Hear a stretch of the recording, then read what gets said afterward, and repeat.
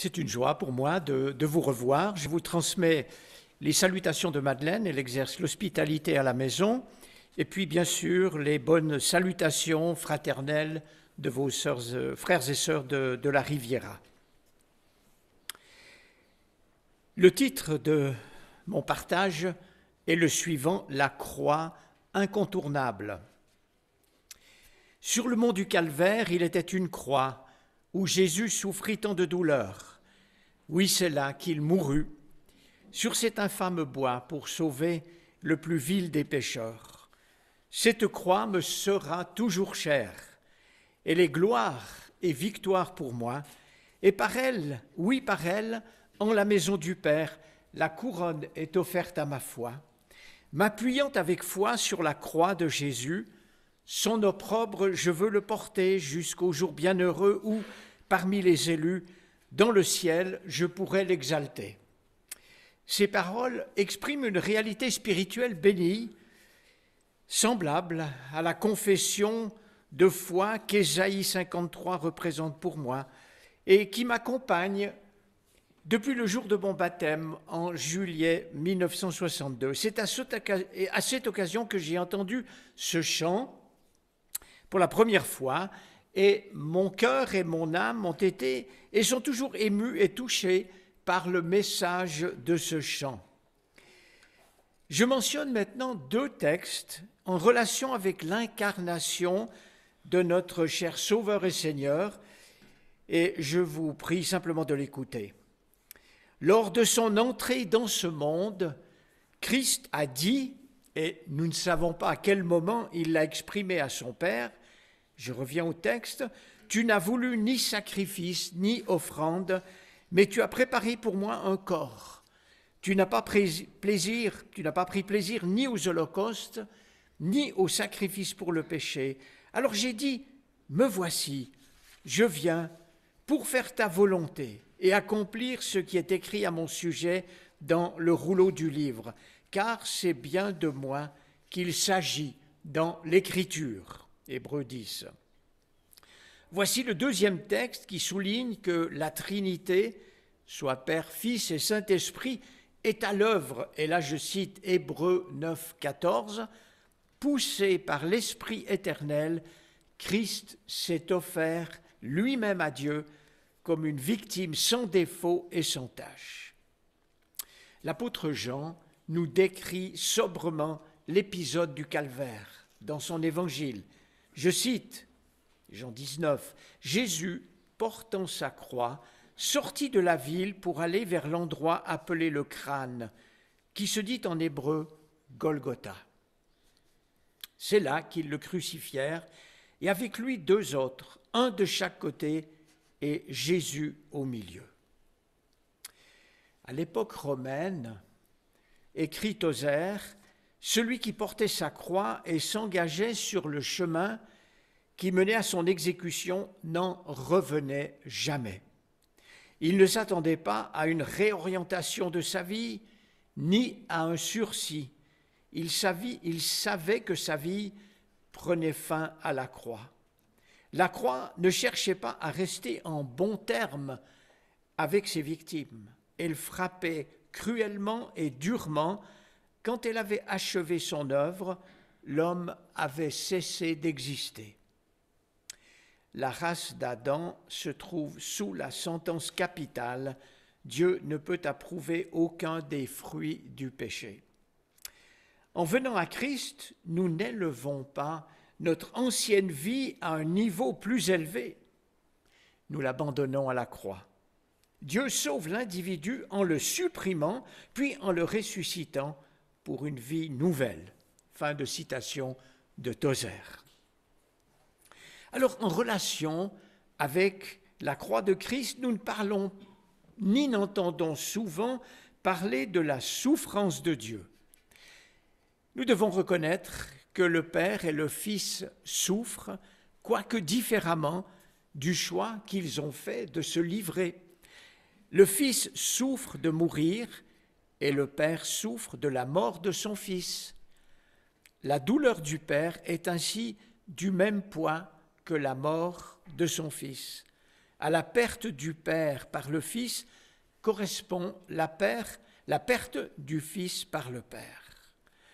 À cause de nous et dans notre intérêt, Dieu a réellement fait que Christ, sans péché, est devenu péché.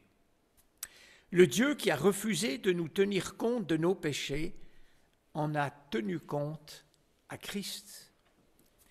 L'absence totale de péché en lui désignait lui seul pour porter nos péchés à notre place. Et il y a de quoi s'émerveiller dans cet échange entre Christ sans péché et les pécheurs que nous sommes. Ailleurs, Stott écrit ceci: en envoyant son propre Fils, le Fils unique du Père de toute éternité, Dieu n'envoyait pas un être créé, une tierce personne, mais il se donnait lui-même. Dieu se donnait lui-même. Ainsi se traduit l'amour de Dieu. C'est nous qui avons péché et c'est lui qui meurt pour nos péchés. C'est ce qu'affirme le passage paulinien de 2 Corinthiens 5, 19 et 21 que je cite. En effet, en Jésus-Christ, c'était Dieu en personne qui réconciliait le monde avec lui-même, ne tenant plus compte du péché des hommes. Celui qui était innocent de tout péché, Dieu l'a chargé pour nous tous de tous les péchés du monde. Il est devenu comme une incarnation du péché ou sacrifice d'expiation, la référence Lévitique 4.3, pour que dans sa communion, nous puissions être agréés, revêtus de la justice de Dieu. Alors, fin de citation, on peut affirmer les deux réalités que voici.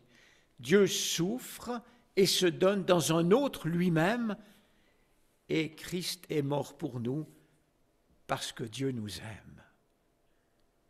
Voilà ce qu'est l'amour saint, subir sur soi-même la sanction que l'on a infligée à cause du péché.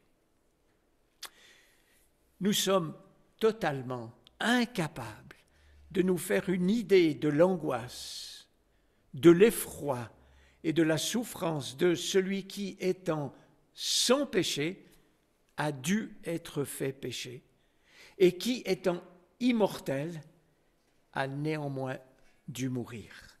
Et dans le même fil, le commentateur Cranfield écrit ceci: à cause de sa miséricorde, Dieu voulait pardonner aux pécheurs, mais il fallait que sa miséricorde fût authentique.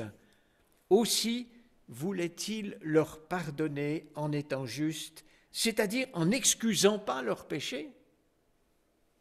C'est pourquoi il a décidé d'endosser lui-même, dans la personne de son Fils, tout le poids de la juste colère que les pécheurs méritaient. Cité par Stott également dans son ouvrage « La croix de Jésus-Christ ». C'est le mystère insondable de l'expiation et de l'autosubstitution. C'est un mystère devant lequel nous ne pouvons que nous incliner et adorer. Je le redis, Christ est mort parce que Dieu nous aime. Et la croix de Christ est le seul acte de Dieu qui pouvait détourner le jugement que nous méritions tous. S'adressant à un moine en détresse à cause de ses péchés, le réformateur Luther lui a écrit ceci: « Apprends à connaître Christ et Christ crucifié, apprends à chanter et à lui dire « Seigneur Jésus, tu es ma justice et moi je suis ton péché. Tu t'es revêtu de ce qui était mien et tu m'as revêtu de ce qui était tien. Tu es devenu ce que je n'étais pas, afin que je devienne ce que je n'étais pas. » Je redis cela. Seigneur Jésus, tu es ma justice et moi je suis ton péché. Tu t'es revêtu de ce qui était mien et tu m'as revêtu de ce qui était tien. Tu es devenu ce que je n'étais pas, afin que je devienne ce que je n'étais pas. Mais quelle invitation, quelle prière concise, magnifique. Elle contient le message de la croix. Quel hommage rendu à Christ, notre justice, notre paix, notre sanctification, notre sagesse. Le fait que la vie éternelle auprès de Dieu est accordée à quiconque croit, mais la mort éternelle loin de Dieu pour quiconque rejette la foi en Christ souligne l'importance unique et éternelle de la foi en son sacrifice salvateur. À l'heure où quiconque se repent et ajoute foi au sacrifice de Christ sur la croix, cette personne est mise au bénéfice de ce que promet la Bible, parce que l'œuvre de Christ au calvaire, c'est le lieu spirituel de toute réconciliation, du pardon initial. C'est le lieu des pardons, car c'est toujours à la croix de Christ qu'il nous faut revenir au long de notre vie. C'est le lieu de l'expiation, de réception de l'Esprit de Dieu et de la vie éternelle. J'ai pensé aux brigands sur la croix, et vous savez par cœur la promesse que Christ lui fait avant de mourir. C'est le lieu de toute purification, de la substitution, de la rédemption, de la régénération, de la sanctification, de la justification, de toute glorification. C'est le lieu de libération et de liberté, la croix du calvaire. C'est le lieu de larmes et de repentance et de joie. Un lieu d'espérance absolue, de paix du cœur, de découverte d'une famille spirituelle, etc., etc. Alors l'annonce, l'appropriation, le vécu de toutes ces réalités ne doivent pas occulter le fait que notre marche avec Christ s'accompagne de quoi ? Vous pourriez en parler, chacun de vous, avec abondance. S'accompagne de tribulations, de souffrances, de moqueries, de mépris, de persécutions de tous ordres, de rejets, d'abandon, de déceptions multiples. C'est le chemin du Maître. Et il n'omet pas de dire aux siens, dans le monde, vous aurez à souffrir bien des afflictions. Mais prenez courage, moi, j'ai déjà remporté la victoire sur le monde. Et puis, juste avant son ascension, pour remonter à la droite de son Père, pour prier pour ses enfants, il assure et rassure les siens par une promesse sans comparaison, sans concurrence, que voici, « Soyez-en persuadés, leur dit-il, je suis moi-même avec vous chaque jour. » Alors, à l'évidence, toutes ces réalités, toutes ces promesses n'auraient pas de sens ni ne tiendraient debout sans la résurrection du Seigneur Jésus-Christ. En ressuscitant son Fils bien-aimé, Dieu met le sceau de son approbation sur le sacrifice de son Fils bien-aimé. Aux horreurs d'une nuit profonde succède le jour le plus beau, dit la phrase d'un cantique. Et c'est en une matinée comme celle-ci que le Christ apparaît aux siens, et cela pendant 40 jours. Il n'apparaît pas au monde incrédule, mais aux siens. Et ce n'est pas à ses premiers disciples des hommes qu'il apparaît en premier, mais c'est aux femmes qui l'ont fidèlement accompagné et servi depuis la Galilée. C'est à elles tout premièrement qu'il confie le message de sa résurrection. Matthieu 28, verset 7. Il s'agit de Marie de Magdala, dont il avait chassé 7 démons, et Marie, la mère de Jacques et Jose, Jeanne, et Marc 16, verset 1, mentionne Salomé. Puis, ensuite seulement, aux 2 disciples sur le chemin d'Emmaüs, puis aux disciples à Jérusalem, enfermés. Thomas n'est pas là. 8 jours plus tard, à nouveau, il apparaît aux disciples, à Jérusalem toujours, mais Thomas est là. Puis aux disciples sur les rives du lac de Galilée, à 500 frères à la fois, à l'apôtre Paul, et tout ne nous est pas donné à connaître. Pendant 40 jours, il est apparu encore à d'autres. Ainsi donc, l'œuvre de la croix du Christ et sa résurrection dominent la scène mondiale, ainsi que l'écrit l'érudit anglican Stephen Neil, que je cite, « Selon la théologie chrétienne de l'histoire avec un grand H, la mort de Christ constitue le point central de l'histoire. C'est vers elle que convergent tous les chemins du passé. Et c'est d'elle que partent toutes les voies d'avenir. » Lu dans un commentaire sur les Galates, je cite, « La croix est le paiement continu et éternel de tous les péchés. Et tout pécheur qui met sa foi dans la croix est pour toujours et continuellement pardonné. » La croix s'avance puissamment et inébranlablement à travers les siècles et sera à jamais la preuve que les hommes ne peuvent se racheter eux-mêmes. Et puis l'hymnologie n'oublie pas l'œuvre de la croix. J'ai pensé à 4 extraits de paroles de chant qui expriment une réponse donnée au message de la croix. Le plus célèbre et connu dans notre monde contemporain est le suivant. « Tel que je suis, sans rien à moi, sinon ton sang versé à la croix, et ta voix qui m'appelle à toi, agneau de Dieu, je viens. » Et puis la strophe suivante est de Rubens Saillance, prédicateur, poète et chantre de la croix. « Seigneur, je n'apporte rien, ta croix seule est mon soutien. Je viens à toi sans ressources, souillé, je viens à la source, ouverte pour les pécheurs, à rends-moi pur ou je meurs. » Stott, lui encore, cite ces lignes. « Ô mon Sauveur, ne permets pas qu'en aucun bien je me confie, sauf dans le sang que tu versas pour que ta mort devint ma vie. »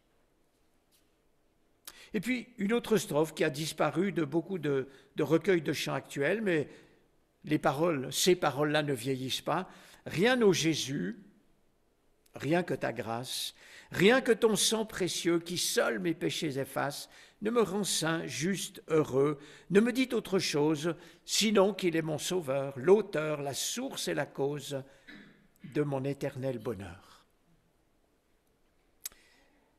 Je ne peux m'approcher de la fin de ce message sans citer la magnifique affirmation que voici, glanée je ne sais plus où, écrite par je ne sais plus qui, mais je la cite parce que c'est elle qui est importante. « Dieu a donné le meilleur du ciel pour le pire de la terre. » Et je conclus en soulignant la place ou l'impact du message de la croix de Christ dans la vie de Paul. Il l'exprime dans sa lettre aux Galates, qui est appelée la charte de la liberté chrétienne, mais aussi la lettre de la crucifixion, parce que dans cette lettre se trouve cette mention de l'œuvre de la croix de Christ. Alors j'ai choisi de relever Galates 2, 20, que vous connaissez par cœur et que nous nous efforçons d'appliquer, de pratiquer. Je cite, « La mort du Christ en croix a été aussi la mienne. Je reste crucifié avec lui. Et si je continue à vivre, ce n'est plus mon ancien moi qui continue à vivre, c'est le Christ vivant qui agit et reproduit sa vie en moi. Le reste de mon existence sur terre est une vie vécue dans la foi au Fils de Dieu qui m'a aimé jusqu'à mourir pour moi à ma place. » Et bien que toute gloire soit attribuée à Dieu, Père, Fils et Saint-Esprit. Amen.